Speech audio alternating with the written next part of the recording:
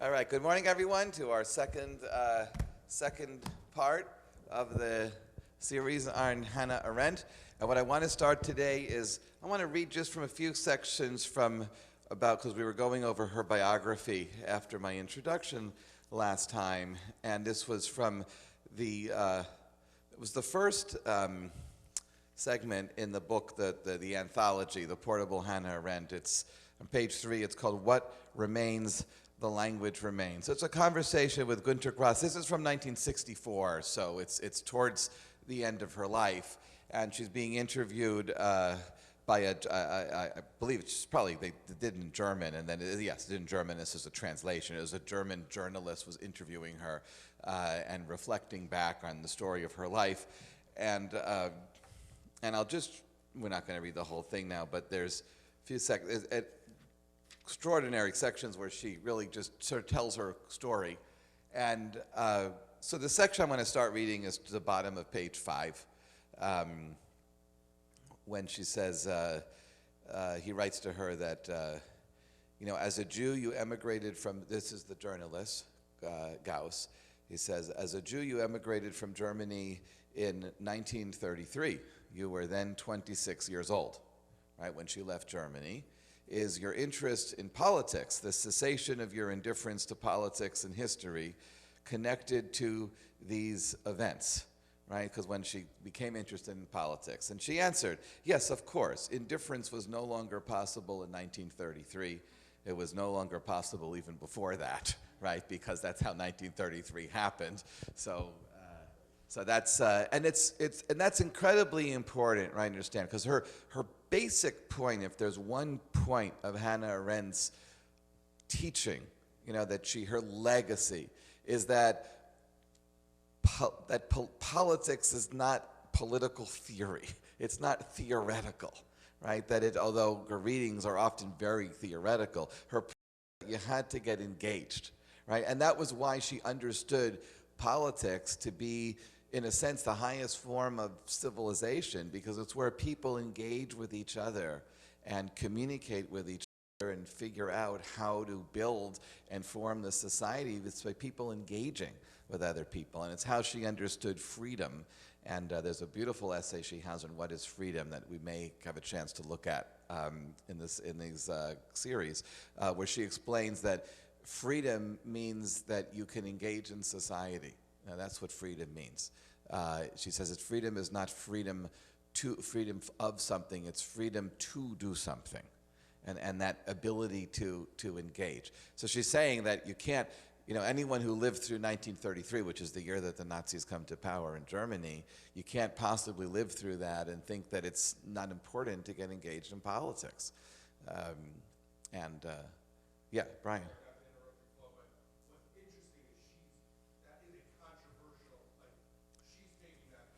Just get us so they can hear you. So what's interesting is that it's actually not like, it's not inevitable that that's going to be your conclusion. So Leo Strauss, who's her contemporary in Germany, also a Jew, also flees, takes the opposite tact. He says the philosopher should go up in the mountain and do philosophy. And that if you get involved in politics, you're going to get dirty. And so they never speak. They're at the same schools. They're at the New School, the University of Chicago. They're all the same places, and they have the opposite take. The same biography, opposite take, and they never write about each other, even though they clearly are reading each other. And so it's not inevitable that she's going to do that, but that is her teaching, and it's an important teaching, right? It's an important argument, but it's an argument against something else.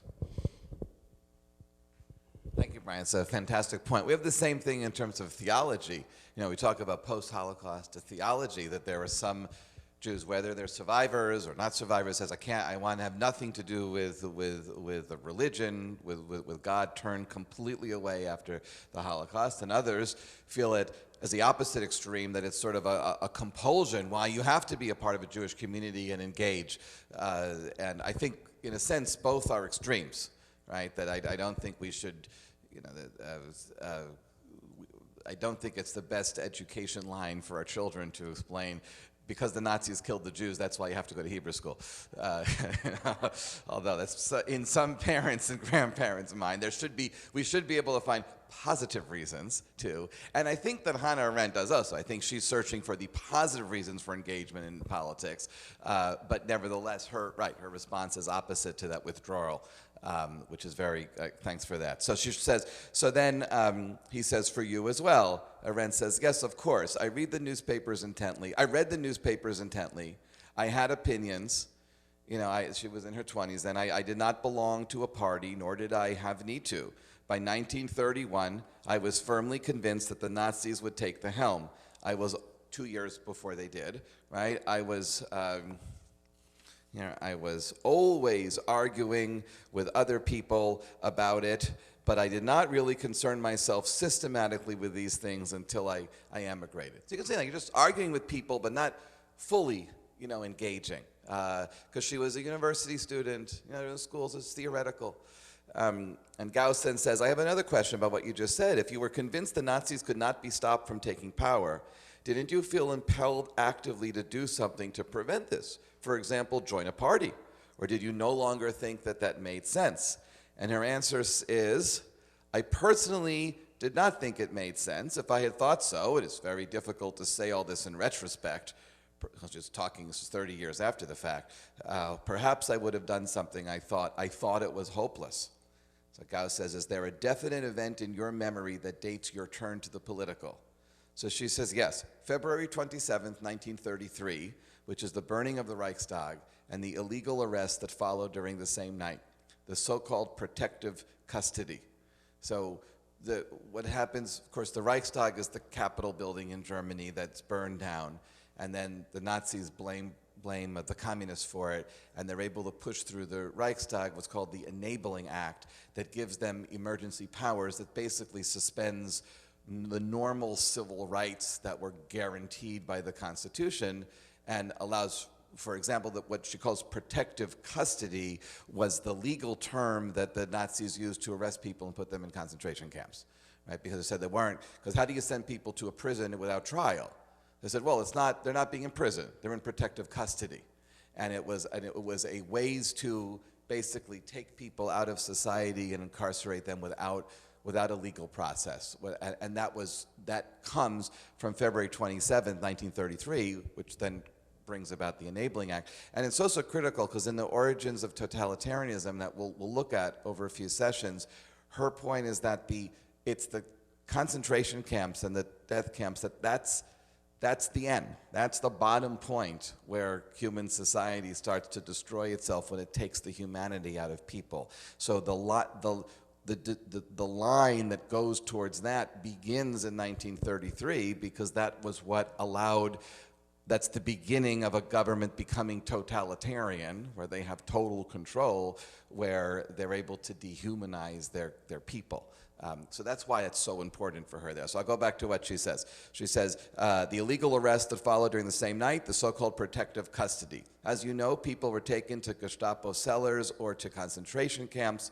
What happened then was monstrous, but it has now been overshadowed by things that happened later. This was an immediate shock for me, and from that moment on, I felt responsible. That is, I was no longer of the opinion that one can simply be a bystander. I tried to help in many ways, but what actually took me out of Germany, if I should speak of that, I've never told it because it is of no consequence. He says, please tell us. Yeah. There was evidently a quota for how many Jews could enter university. There was a quota, yeah, and she got in. Yeah, there was a quota and she got in. But it was all, she's making a distinction between... The only reason I mention it is because you might not have been willing to open your mouth if you were already set aside. I have a relative who had to go to a university on the other side of the country because the quota in Berlin had been filled. Yeah. She got in, so in a sense she was privileged. But then that's when she felt she had to speak out then. And so then it's a story she only tells in 1964. You know, and this is the source. Her biographers and other scholars write about her. This is the article that they quote from, because she never wrote about herself. This is just an interview that she gave late in life. So she says, so please tell us, he says. So Arendt says, I intended to emigrate anyhow. I thought immediately that Jews could not stay. And that was a big debate in Germany at the time, whether to stay, whether the Nazis would pass, because all governments before them did not exist for very long, whether they should weather the storm or whether they should emigrate from Germany. She said, I thought immediately Jews could not stay. I did not intend to run around Germany as a second-class citizen, so to speak, in whatever form. In addition, I thought that things would just get worse and worse. Nevertheless, in the end, I did not leave in such a peaceful way, and I must say that gives me a certain satisfaction. I was arrested and had to leave the country illegally. I will tell you how in a minute, and that was instant gratification for me. I thought at least I had done something. At least I'm not innocent. No one could say that of me. I mean, because she was lucky. She got arrested, and then she was released. So she got released, but by being arrested, it's sort of she knew and she could say to herself that I did something that I got arrested for, right? And it's important, the point she makes before, that she's speaking to this journalist in Germany for the German media in 1964, saying people tend to think about what happens later. They talk about Kristallnacht in 1938, they talk about the death camps, about Auschwitz, but she's focusing on the beginning, right, in 1933. So the Zionist organization gave me a chance. I was close friends with some of the leading people, above all with the then President Kurt Blumenfeld, the president of the German Zionist organization. But I was not a Zionist, nor did the Zionists try to convert me. Yet in a certain sense, I was influenced by them, especially by the criticism, the self-criticism that the Zionists spread among the Jewish people. I was influenced and impressed by it, but politically I had nothing to do with Zionism. Now, in 1933, Blumenfeld and someone who you did not know approached me and said, we want to put together a collection of all anti-Semitic statements made in ordinary circumstances. For example, statements in clubs, all kinds of professional clubs, all kinds of professional journals. In short, the sort of thing that doesn't become known in foreign countries. To organize such a collection at that time was to engage in what the Nazis called horror propaganda. No Zionist could do this because if he were found out, the whole organization would be exposed. They asked me, will you do it? I said, of course. I was very happy. First of all, it seemed a very intelligent idea to me. And second, it gave me the feeling that something could be done after all. So the Zionists are working on sort of counter-propaganda. And basically, it's the same thing we issue today. Like, why is this not being reported in the press? Why is this not being reported? Why aren't they saying this? Why aren't they saying that? So the Zionist organization, which is taking the side, it was an internal disagreement among Jews, whether Jews should leave Germany, where they should stay. And they were taking, most critical point that this is not a place for Jews, and trying to encourage emigration out of Germany to Palestine if they could get there, or anywhere else where they could get to. So they hired her to go do the research, because again, there was no internet then. So you had to go to the library and read through speeches and read through newspaper articles and collect it. So she went to the library in Berlin where, and this was, an educated person, intelligent, she knew how to do research, to collect, so that they could collect all of these proofs to show what the intentions of the Nazis were and should not be disregarded, to wake people up to the danger that was facing the Jews in Germany. And instead that she could go, and you go in a library, you have to register, you have to sit there, so she could get away with that because she wasn't a registered member of any Zionist organization, so she wasn't on the lists of any, just so that way she could, obviously knew she was Jewish, but not on any list, so that way she could do the research, because she was a graduate student. So then Gauss says, were you arrested in connection with this work? She says, yes, I was found out. I was very lucky. I got out after 8 days, so she was in jail for 8 days, because I made friends with the official who arrested me. He was a charming fellow. He'd been promoted from the criminal police to a political division, because the Nazis created all this, the political departments, the police, and he had no idea what to do. Because he was trained to fight criminals, and she wasn't a criminal. He had no idea what to do. What was he supposed to do? He kept saying to me, ordinarily I have someone there in front of me and I just check the file and I know what's going on, but what shall I do with you? You know, and you could imagine they're sitting in the interrogation room. They're smoking cigarettes. She's smiling at him. A young woman graduates, and he, you know, and she made friends with him. And he, so that was in Berlin, and she says that was in Berlin. Unfortunately, I had to lie to him. I couldn't let the organization be exposed. I told him tall tales, and he kept saying, "I got you in here. I shall get you out again. Don't get a lawyer. Jews don't have any money now, so save your money." Meanwhile, the organization had gotten me a lawyer, through members, of course, and I sent this lawyer away because this man who arrested me had such an open, decent face. I relied on him and thought that here was a much better chance than with some lawyer who himself was afraid. So then he says, "And you got out and could leave Germany?" And she says, "Yes, I got out, but had to cross the border illegally. My name had not been cleared." So it's also extraordinary. First, some of it is just luck. Like she happened to have met a young police officer who was, you know, his heart wasn't in what they wanted him to do, right? So he didn't, and she was lucky, and she was able to befriend him. But it also tells us a story, right, about how she was able to see the person in her German policeman who was interrogating her.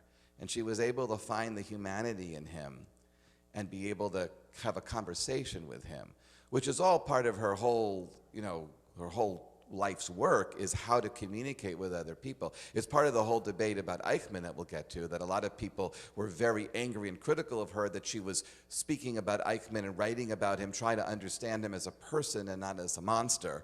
And that you can see a little bit of that here. Yeah, Bob.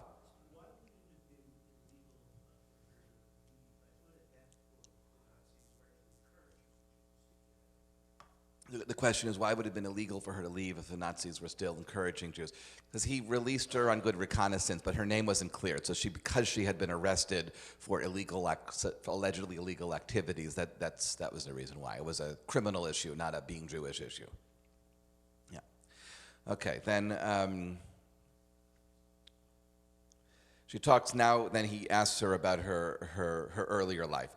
He says, "I'd like to ask a few questions. You were born in 1906 in Hanover as the daughter of an engineer, and you grew up in Königsberg. Do you remember what it was like for a child in pre-war Germany to come from a Jewish family?" And she says, "I couldn't answer that question truthfully for everyone. As for my personal recollection, I did not know from my family that I was Jewish. My mother was completely a-religious." And then he says, "And your father died young?" And she says, "My father had died young." It all sounds very odd. My grandfather was the president of the liberal Jewish community. Okay, so her grandfather was the president of the Reform Synagogue, and her father died young, and her mother wanted nothing to do with Judaism whatsoever. So my grandfather was, okay, and a civil official in Königsberg. I come from an old Königsberg family. Nevertheless, the word Jew never came up when I was a small child. I first met up with it through anti-Semitic remarks. They're not worth repeating. From children on the street. After that, I was, so to speak, enlightened, which is also, there's a dig there. So in Origins of Totalitarianism, she, and other writings, she has this, and also a little bit in the Rachel von Hagen book, she criticizes the Enlightenment as really not being so enlightened because it didn't accept Jews as Jews. It wanted to take the Jewishness out of them. So that's why she says, I became enlightened when I then figured out that there was anti-Semitism around me. Okay, so he says, was that a shock for you? She says, no. Gauss says, did you have the feeling now I am something special?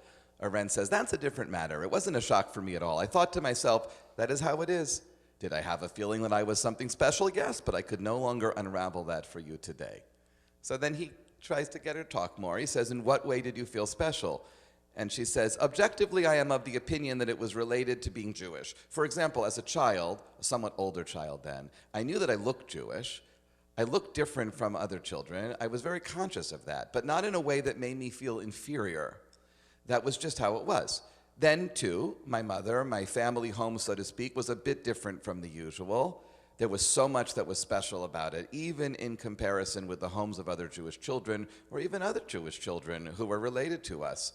Of other children who were related to us, that it was hard for a child to figure out just what was special? It's a great answer. It's like, I didn't know I was special, but I just knew that I was special. So he says, I would like some elucidation as to what was special about your family home. You said your mother never deemed it necessary to explain your solidarity with Jewishness to you until you met up with it on the street. Had your mother lost the sense of being Jewish, which you claim for yourself? Didn't it play a role for her anymore? Was she successfully assimilated, or did she believe so? So then, now she talks about her mother. She says, my mother was not a very theoretical person. I do not believe that she had any special ideas about this. She herself came out of the social democratic movement, as did my father. The question did not play a role for her. Of course, she was a Jew. She would never have baptized me. I think she would have boxed my ears right and left if she had ever found out that I had denied being a Jew. It was unthinkable, so to speak, out of the question. But the question was naturally much more important in the 20s when I was young than it was for my mother. And when I was grown up, it was much more important for my mother than in her earlier life. But that was due to external circumstances. Right? And that hasn't changed, right? So it's more important when you're older than when you're younger. Her mother was, there was nothing Jewish, but yet don't you dare get baptized, you're Jewish. And all that actually meant was that she wasn't Christian, right? So, but then when they deal with anti-Semitism, I myself didn't, for example, don't believe that I have ever considered myself a German in the sense of belonging to the people as opposed to being a citizen, if I may make that distinction. I remember discussing this with Jaspers around 1930. So Karl Jaspers was her doctoral advisor, who she had a relationship with his whole life until he died. And I'm going to read you from some of their letters later before we leave today. And he was always upset with her that she would say, I'm not German, because she thought of herself as Jewish, as cosmopolitan. And he said, of course you are German. I said, one can see that I am not. But that didn't bother me. I didn't feel that it was something inferior. That wasn't the case at all. And to come back once again to what was special about my family home, all Jewish children encountered anti-Semitism, and it poisoned the souls of many children. The difference with us was that my mother was always convinced that you mustn't let it get to you. You have to defend yourself. When my teachers made anti-Semitic remarks, mostly not about me, but about other Jewish girls, Eastern Jewish students in particular. The Jews who came from Poland, Ukraine, were more exposed to the prejudice, what the German Jews called the Ostjuden, the Eastern Jews. I was told, by her mother, I was told to get up immediately, leave the classroom, come home, and report everything exactly to my mother, which she did. And then my mother wrote one of her many registered letters, and for me the matter was completely settled, right? The mother would complain to the principal, would write to the superintendent, and then it would make a whole, and that's how it was handled. I had a day off. Remember, this is before the Nazis come to power. This is in the 20s. I had a day off from school. That was marvelous for me, because she got to go home and didn't get in trouble, right? But when it came from children, I was not permitted to tell about it at home. That didn't count. You defended yourself against what came from children. Thus, these matters never were a problem for me. There were rules of conduct by which I retained my dignity, so to speak, and I was protected, absolutely protected at home. So the rules, her mother's rules to her was, if the teacher says anti-Semitic, you come home, tell me, and I will fight the school administration. If it's from a fellow student, you stand up, because that's peer-to-peer, right? And you fight back. And that was how she was brought up, and just with a sense of dignity, right? So she was taught to have that dignity, but it also, gave her the sense of not, that she was different from the Christian, the Germans. Okay, I'm going to skip around. I'm going to go down. I'm now in the middle of page 10. So then he wants to know about when she left Germany. So he returns back to that story, the Gauss. When you left Germany in 1933, you went to Paris, where you worked, as I said, they went to Prague first, and then from Czechoslovakia, they then crossed through Switzerland, were able to get to France. Yes?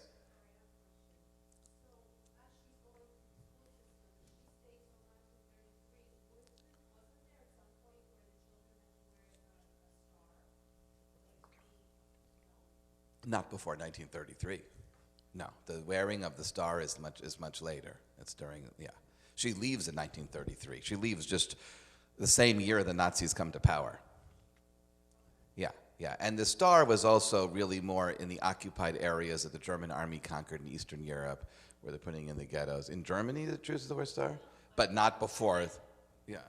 Many years after my father died, I met a friend, and she told me that my father used to hide his star by carrying a newspaper. Yeah, yeah.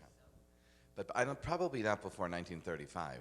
No, they left, my people left late. Left later, yeah. Okay, so he asks her, you left Germany in 1933, you went to Paris, where you worked in an organization that tried to provide for Jewish youngsters in Palestine.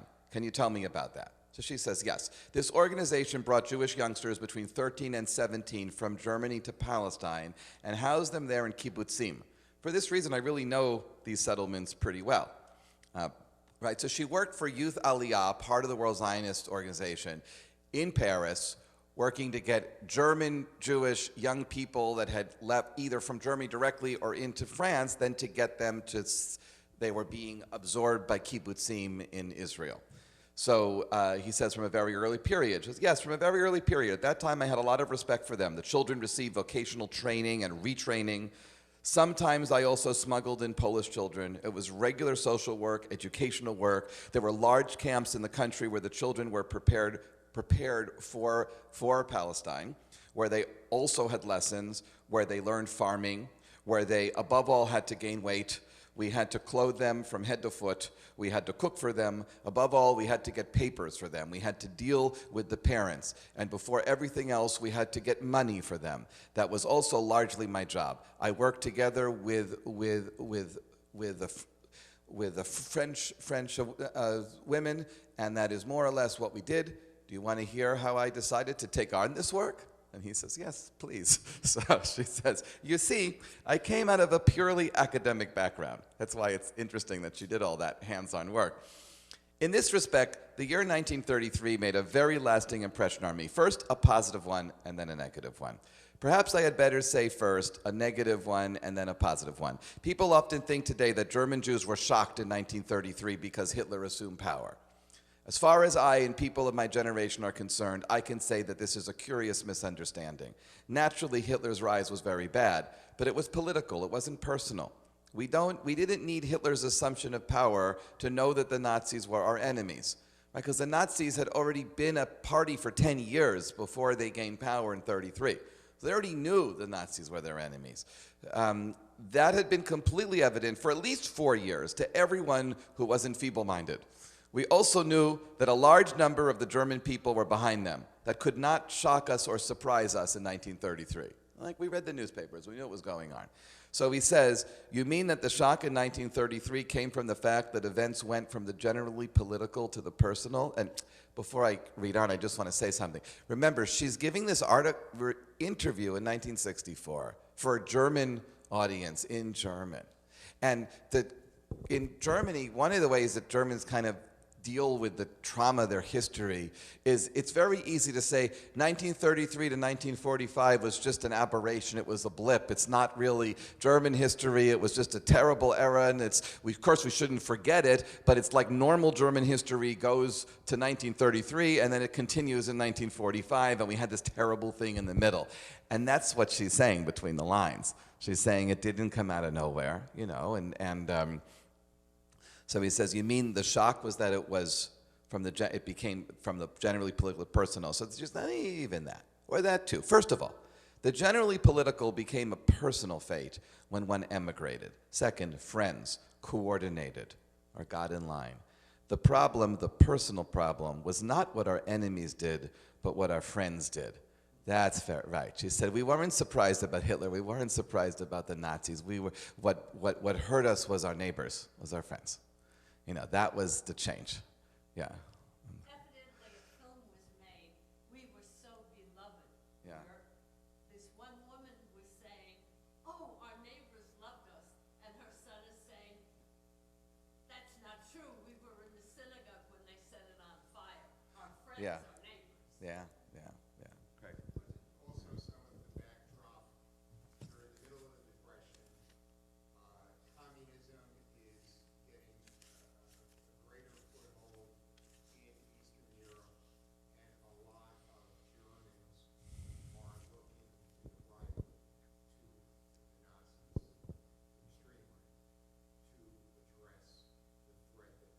Yeah. Uh, I'm not going to talk now about why the Nazis came to power. That's a whole different different talk. But I just wanted to talk about her. Yes, I mean there was a turn to the right. There were plenty of people on the left also. I think just the point that she's making is sort of what you're saying, right? There was a background. It didn't come out of nowhere. But also the idea that this sense that it was a shock, we were loved, right? No, they had their enemies. So let me just read the rest of this work. She talks about how it was personal. She said, in the wave of coordination, Gleichschaltung, which was relatively voluntary, that was where people could coordinate with the Gestapo, right? And with the, was, in any case, it was not yet under the pressure of terror. It was as if an empty space formed around one. I lived in an intellectual milieu, but I also knew other people, and among intellectuals, coordination was the rule, so to speak, with the Nazis, but not among the others, and I never forgot that. I left Germany dominated by the idea, of course somewhat exaggerated, never again, I shall never again get involved in any kind of intellectual business. I want nothing to do with that. Meaning she was nothing to do with the world that she knew, the intellectual world, her supposed friends that then all coordinated with the Nazi government. Also, I didn't believe then that Jews and German Jewish intellectuals would have acted any differently had their own circumstances been different. That was not my opinion. I thought that it had to do with this profession, with being an intellectual. I'm speaking in the past tense. Today I know more about it. So he says, I was just about to ask if you still believe that. He says, no longer to the same degree, but I still think that it belongs to the essence of being an intellectual, that one fabricates ideas about everything. No one ever blames someone if he coordinated because he had to take care of his wife or child. The worst thing was that some people really believed in Nazism. For a short time, many for a very short time, but that means that they made up ideas about Hitler, in part terrifically interesting things, completely fantastic and interesting and complicated things far above the ordinary level. I found that grotesque. Today I would say that they were trapped by their own ideas. That is what happened.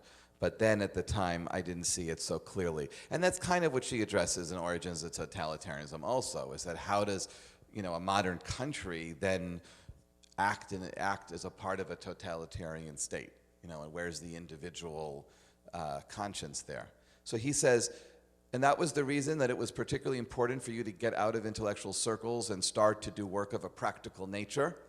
And she answers, yes, the positive side is the following. I realize what I then expressed time and again in the sentence, if one is attacked as a Jew, one must defend oneself as a Jew, not as a German, not as a world citizen, not as an upholder of the rights of man or whatever. That's a reference to the Declaration of the Rights of Man and the Citizen in the French Revolution. But what can I specifically do as a Jew, right? And that was her sense, because that's what she was being attacked for being. And second, it was now my clear intention to work with an organization for the first time, to work with the Zionists. They were the only ones who were ready. It would have been pointless to join those who had assimilated.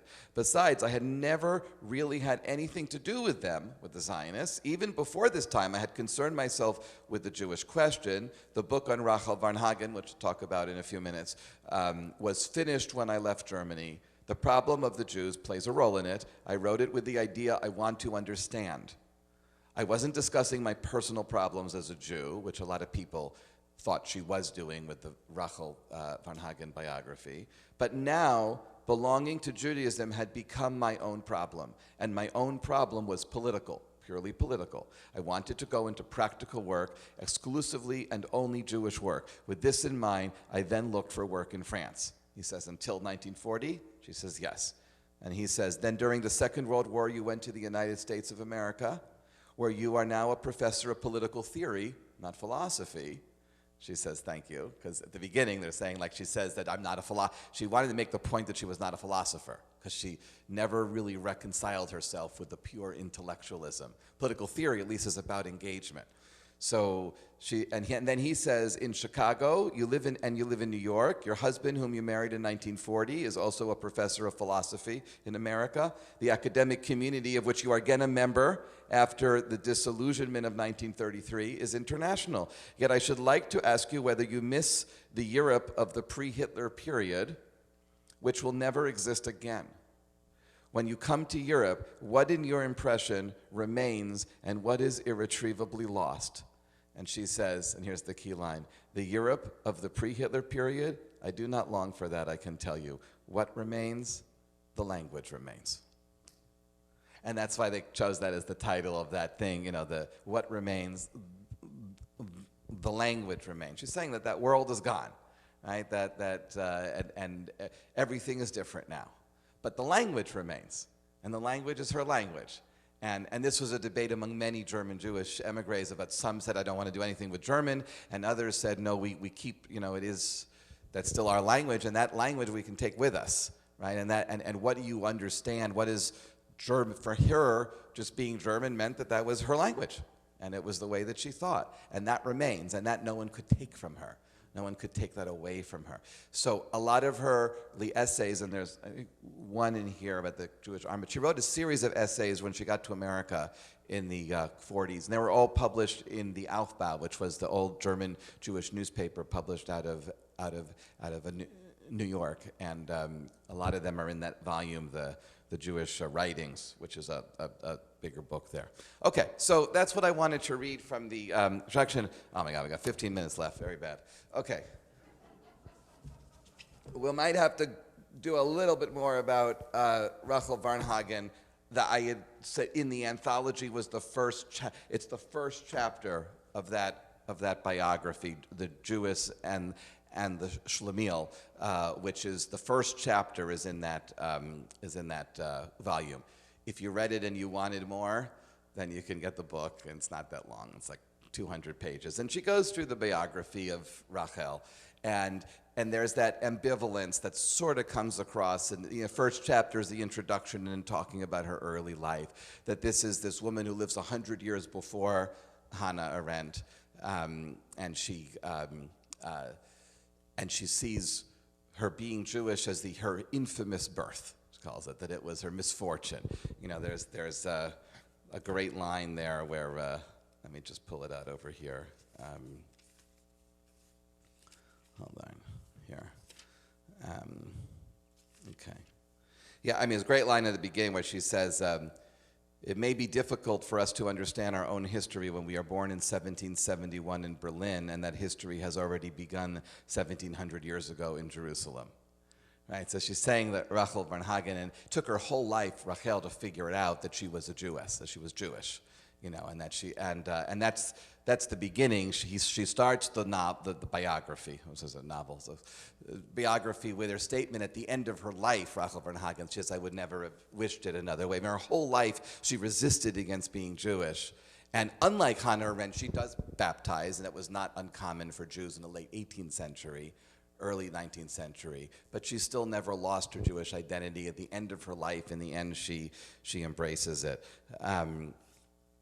But there's the and there's somewhere it's great lines. That's where Hannah Arendt's humor comes through. So when she's writing about Rachel, and she says, "Beauty in a woman can mean power, and Jewish girls were frequently not married for their dowries alone. With Rachel, however, nature went to no great trouble." One of the great lines. Yeah. And then she moves on. She says that so Rachel was not rich, not cultivated, and not beautiful. Meant she was entirely without weapons with which to begin the great struggle for recognition in society, for social existence, which was what she was always after, for being accepted, and always felt that. And then I'll read this paragraph here. And then she's writing about the Jewish heritage, and the Jews, and then she's talking here about the Enlightenment and the sense of the Jews can be accepted, but when the enlightened liberal Germans are talking about acceptance of the Jews in the late 18th, early 19th century, it's not acceptance of them as Jews. So it's still, and that was the push for assimilation, which Hannah Arendt, and her strong sense against assimilation is so interesting because she herself was a product of an assimilated family. She was never a religious Jew. And she met her husband, Heinrich Blücher, is non-Jewish, although she insisted when he died that he have a Jewish funeral at the Riverside Chapel in Manhattan. So, but that makes sense, right? Because she was Jewish, so she could only mourn for her husband as a Jew, so she wanted a rabbi and wanted to say Kaddish. So she writes here, the Jews, this is the perspective of the Enlighteners, right? An accidental and embarrassing hangover of the Middle Ages, no longer thought of themselves as the chosen people of God. Equally, the others no longer viewed them as suffering, condign punishment for resisting Christianity. Right? The Jews never thought, oh, we're God's chosen one, we're suffering, but God's going to save us in the end. And the Christians are no longer saying, you're suffering because of you killed Jesus, and it's as the ongoing witness to, which is the Augustinian idea that the Jews are the living witnesses to those who don't accept the salvific power of Jesus. He said, neither the Jews nor the Christians believe this anymore in the modern times. The Old Testament, their ancient possession, had in part become so remote, in part entered so completely into the body of European culture, that the Jews, the contemporary Jews, were no longer recognized as the people that had been its authors. The Old Testament was an element of culture, but the Jews were merely members of an oppressed, uncultured, backward people who must be brought into the fold of humanity. What was wanted was to make human beings out of the Jews. Of course, it was unfortunate that Jews existed at all, but since they did, there was nothing for it but to make people of them, that is to say, people of the Enlightenment. So that's that sense of the Jew who is just wants to shake off of the Jewishness. She sees it as an embarrassment, and culture, society sees it as an embarrassment. And, okay. And there are so many other sections that I could read here. But she goes back and forth with those ideas, and she uses the Yiddish term schlemiel as just the one who just doesn't belong. And then where the biography of Rachel von Hagen progresses through the story of Rachel's life that Hannah Arendt tells, is that it's the tension. Hannah writes later in her life about you can be a parvenu or a pariah, right? And that the parvenu is the Jew who's just a schlemiel, tries to pretend they're not Jewish. Everyone knows that they are, and they're just trying to assimilate, but never fully accepted. Versus the pariah, who's the Jews who accept their difference, which is what Hannah Arendt is arguing for, and what she sees Rachel von Hagen as finally getting there. So, if you didn't read it, and you could, right after the Jewish Schlemiel chapter, which is the first chapter of the Rachel von Hagen biography, there's a very short section on page 68, the anthology, which says, Writing Rachel von Hagen from a letter to Karl Jaspers. So, remember last week I showed you all my books about Hannah Arendt? I got another one since I was here, this one. So this is the volume, and this is an 800-page book. It took a while because it's not in print. I found it from a used book place. It's the Hannah Arendt's correspondence with Karl Jaspers. It was a very important German philosopher and was her advisor. And their correspondence covers, it's a lifetime. I mean, the first letter is from Heidelberg in 1926 when she writes, Dear Professor Jaspers, I hope you will permit me to accept your offer of some written questions after your lecture. And it continues until after he dies, and she's writing his widow, and develop this long friendship with him. So there is this exchange in 1952. She sent Jaspers the draft of, because she's now living in America. Remember I told you that she thought that the manuscript was lost, and then it was found, and she had it in German, and she shows it to Jaspers and asks his opinion of it, because she was writing it as her research project then right when she left Germany in 1933, and now it's almost 20 years later, and she's already working on origins of totalitarianism, making her career, and she's reestablished her correspondence with him. And he writes to her and says, I've read your Rachel straight through with great interest. There's no doubt in my mind this book is powerful and significant. Much of the writing is excellent. It contains pages of extraordinary profundity. And then, after being nice, then he spends 6 pages criticizing it, as you would expect from your professor, right? So she says, he writes, but this work still seems to me to be your own working through of the basic questions of Jewish existence. And in it, you use Rachel's reality as a guide to help you achieve clarity and liberation for yourself. And you don't get a picture of Rachel from it. You don't really connect with her. And then, I was summarizing, and then he says, I think it likely that you could do Rachel greater justice today, mainly because you would see her not just in the context of the Jewish question, but rather in keeping with Rachel's own intentions and reality as a human being, in whose life the Jewish problem played a very large role, but by no means the only one. So what he's saying is try to write about Rachel as a human being, as a person, not always and strictly as a Jew. And, yeah. Was the advisor Jewish? No, Jasper is not Jewish. His wife is Jewish. He was not Jewish. No. And that's the point, right? So and this is a correspondent, remember, this is in 1952, right? The Holocaust has ended in 1945. The Nazis are gone, but it's just the decade after. And what he's saying is, can we go back to humanism? Right? Can we go back to where we just see the humanity in people? And quickly, and I need to answer before we finish this 5 minutes. Yeah.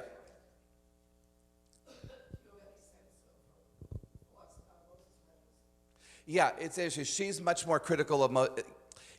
She criticizes Mendelssohn in Rachel Varnhagen, and he criticizes her treatment of Mendelssohn. So they do the. We could get into that. Yeah. So she's a bit critical of him. Okay, so he says, this great figure of this woman who trembles and bleeds without home and homeland, without a world, without being rooted in one love, who's so honest, reflects ceaselessly, understands, misunderstands, casts off that misunderstanding. Jaspers is writing about her treatment of Rachel Varnhagen, who constantly loses her way, loses track of herself, has to recreate herself, deceives neither herself nor others about that, who reaches the mysterious territory where lies can appear as truth. You let this figure speak, but not from her core. That is not as this human being herself, who is not in her nature a Jew, but who passes through this world as a Jew, and therefore experiences the most extreme things that happen not only to Jews. Jews aren't the only people that experience prejudice. You convey that Rachel does not lose herself but remains true to herself, but that does not become clear in the structure of your presentation. On the one hand, you let Rachel dissipate herself in disjointed experiences. On the other, you force everything under the rubric of being a Jew. So this is her non-Jewish German professor in 1952 criticizing her for seeing everything through Jewish eyes.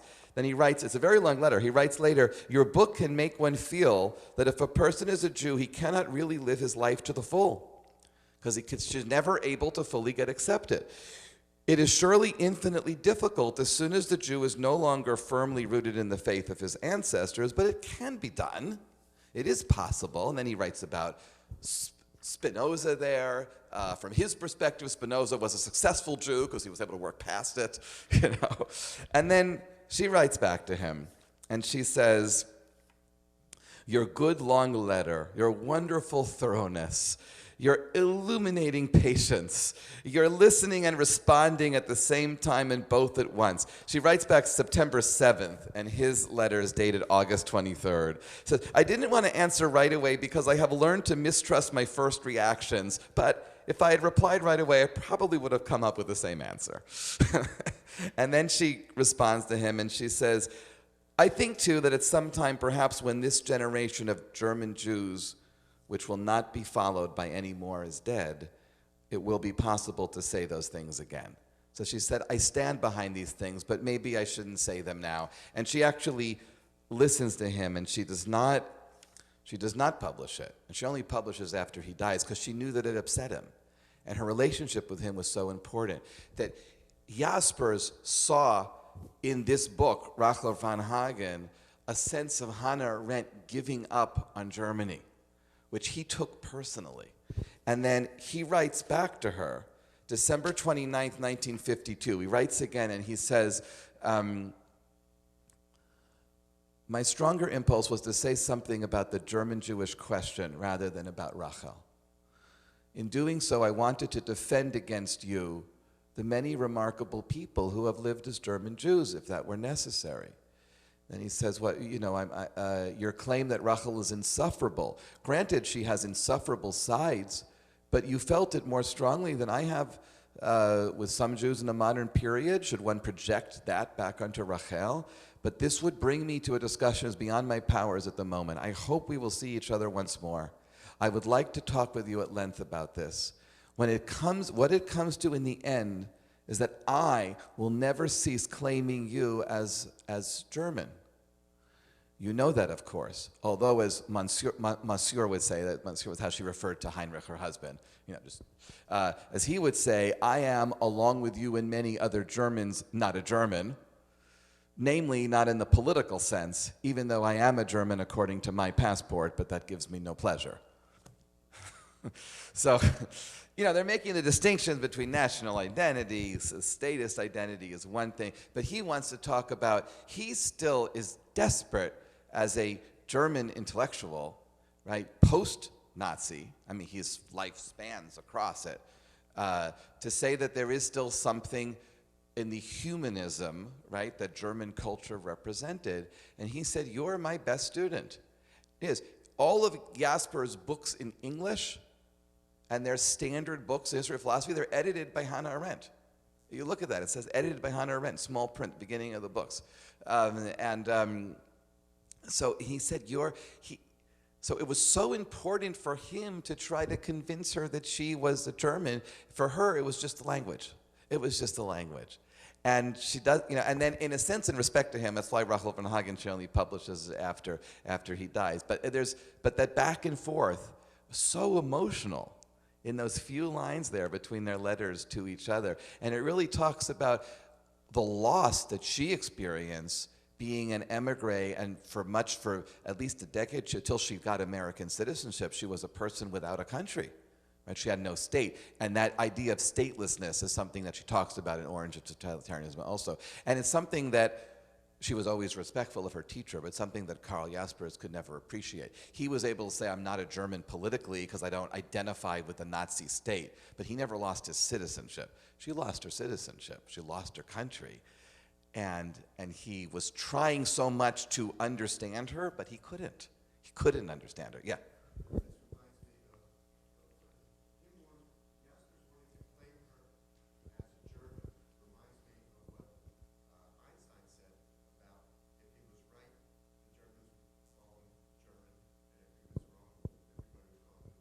So Mark's saying that Einstein said if he was right, the Germans would call him a German. If he was wrong, they would call him a Jew. Right? Yeah. He wants to claim her. He wants to claim her as a German. He needs to claim her as a German because he needs to save what being German means. So she looks at German, right. But through German eyes, he's desperate to define what being German means with something which has nothing to do with the Nazis, you know. And he's trying, you know, he's seeing it just as a liberal, educated humanist, and she's saying that the world has changed. But she said that it wasn't changed. She said that was the problem with the original Enlightenment and emancipation, that you wanted to give the Jews citizenship. Obviously, he disagreed with the Nazis for taking the citizenship away, but she said the problem is you never wanted to give the Jews citizenship as Jews. You just wanted to create this humanistic universalism where you didn't accept the diversity where it was. So I'm going to finish with one quotation. So this is from Richard Bernstein's book that I had said, Hannah Arendt and the Jewish Question, right? So he's the late chairman of the philosophy department at the New School, and it's in his chapter on the conscious pariah as rebel and independent thinker. It's his conclusion of her position in Rachel von Hagen and the beginning of his discussion of origins of totalitarianism. So just read you two sentences here. The Jew is a pariah, because Jaspers doesn't want her to be a pariah. And she's saying, it's who I am. And everyone is a pariah in one way or another, if they're going to be true to themselves, right? If they're going to allow themselves to be hurt. So anyway, Bernstein writes, it's going to end with Bernstein, not with Fine, so, okay. The Jew is a pariah knows that it is only within the framework of a people that one can live a fully human life. So for all the freedom and independence of the pariah, her identity is bound up with being a member of her people, the Jewish people. What is emerging here is a distinctive type of humanism, which is sharply critical of the very idea of an abstract universal human nature and the abstract individual and abstract human rights. Arendt saw that the most dangerous tendencies of the modern age were those that furthered this sort of abstractness and anonymity which suppresses differences, right? And that what she understood is that differences and diversity needs to be accepted, which is sort of how, people see things today, but didn't as much in the 1950s, which was when that correspondence is from. We resume the first Sunday in March. Okay, there's an essay, if you want to read, there's a short piece here on the Jewish army. It's a short piece that she wrote during World War II, and so if you're reading that, and then start reading the selections from Origins of Totalitarianism. I'm probably going to spend most of the lecture, I'm going to talk about some of her writings on her critique of Zionism. It's an essay, it's not in this book, but it's in the Jewish writings book called Zionism Reconsidered. So there's different writings from the late 40s. There's also a piece in this book, maybe we'll get to next time, that's on page 146, so the Organized Guilt and Universal Responsibility, which is an essay she wrote on understanding German guilt and her ideas of post-war Germany. So we'll talk about her Jewish writings. I'll mostly focus on her critique of Zionism. This is before Eichmann, but this is in the late 40s when the State of Israel is established. Because we talked today about her connection with the Zionist movement. She then breaks with the Zionist movement when Israel is established. So we'll talk about that. And then start talking through the ideas of Origins of Totalitarianism, where she fleshes out what she begins to talk about in Rachel Vernhagen, which is the problem with the Enlightenment and the problem with assimilation and anti-Semitism and her theory of all that, and then how that develops into totalitarianism. So I think that's in 3 weeks, and I will see you then.